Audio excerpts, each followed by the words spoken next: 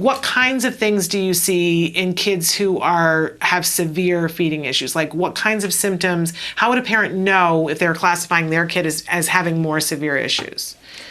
Just simply total food refusal. So they just won't take anything in. Some of them are on G-tubes. If you take them into a pediatrician, they may be diagnosed with failure to thrive because their body weight and all that is just at such an extreme low.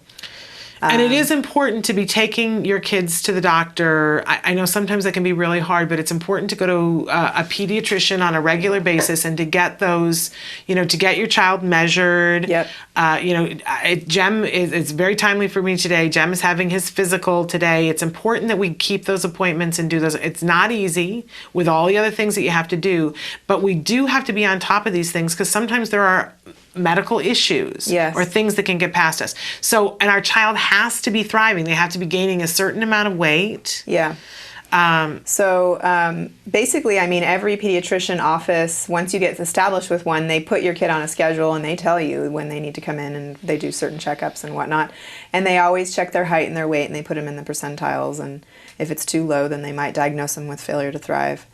But, so that would be the severe end of things, would be just total food refusal. And when we're at failure to thrive, this is something very serious, correct? That you have to get support. Yeah, you do. And also, I'm a behavior analyst. If I have a kid like that, I'm definitely going to be consulting with a physician and maybe a nutritionist. Okay. I'm not going to be trying to do this on my own for treatment as well. But there's hope because there are ways that, and especially from a behavior analyst point of view, there are ways that you can help to get a child that doesn't want to eat at all to eat, correct? Right, yeah. I've worked with kids with G-tubes before, and they use that as their primary way of receiving nutrition and making sure they're gaining weight, but on the side, we're also working on getting them to start to actually consume foods by mouth.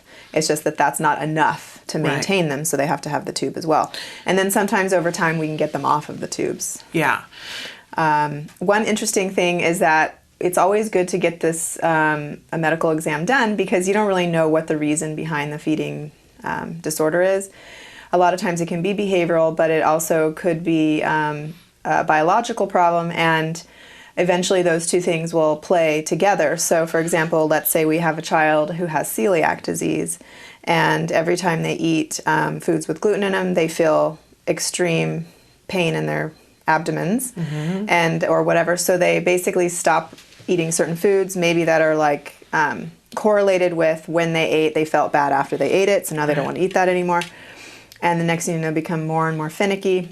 And it's actually a real medical issue. And then as soon as they receive treatment for that, now they could maybe eat some things, but they're now refusing everything because behaviorally speaking, it's been reinforced because, either the caregiver said, okay, you don't have to eat it and let them eat something else that they wanted, or just let them get away with not eating or whatever it may be. Yeah. So we end up shaping up these behaviors, and even once the medical issue's gone, the kids are almost like a little too afraid to try things, not realizing that it's going to be fine. And so they've developed now a behavioral problem. Right. And so, but it's important for us to keep cycling back to that all of these things can be shaped up a different way. Yeah. That you can make progress on all these things.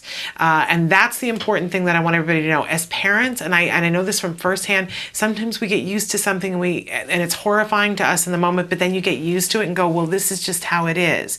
We don't ever have to feel that way. We can always make progress on something. And it may feel like the progress is so slow and so small that it's insignificant, but over time it adds up to something entirely different. Yeah, and I understand how parents get themselves into situations where they're basically with a child who maybe only eats, I've seen this before, chicken nuggets and french fries, and it must be from McDonald's and you can't even get a different brand or whatever.